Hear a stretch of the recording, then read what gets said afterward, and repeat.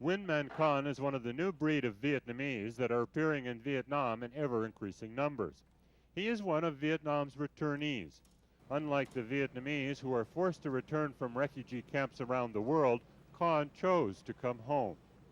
Con is also different from the boat people in that he returned to Vietnam an experienced professional.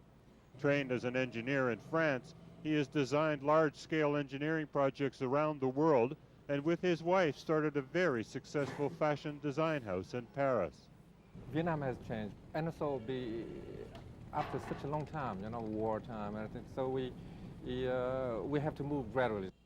In Vietnam, he has turned his creativity to this piece of engineering. This is the bamboo clet. It comes in a variety of designs with different combinations of metal and bamboo. First one, which is the classic one. The classic one has more wrapping and more decoration. In a small workshop with less than 10 employees, Con is designing and testing his bike. Some are just regular bike frames with a bamboo coating, while others are made almost entirely from bamboo. This is the basic frame, and also aluminum and bamboo, but this is electric bamboo. This bicycle project is typical of Con's work, thinking of innovative ways to use local materials in a different way. He hopes that his use of bamboo and rattan will inspire other Vietnamese designers to take another look at the way they approach design, to get them to see their world a little differently. And his bikes have another appeal for him. Nice little idea like this, it's catching up. People are buying it from all over the place, You feel useful. This is another part of Saigon where Con would like to feel useful.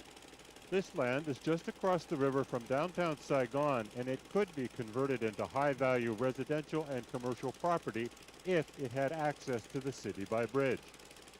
But the construction of a bridge has always been a problem because the water that separates the two shores is choked with shipping, port facilities, and shipyards. Any bridge connecting the two areas of land would have to be at least 40 meters high to allow shipping to travel freely. Con thinks he has a solution.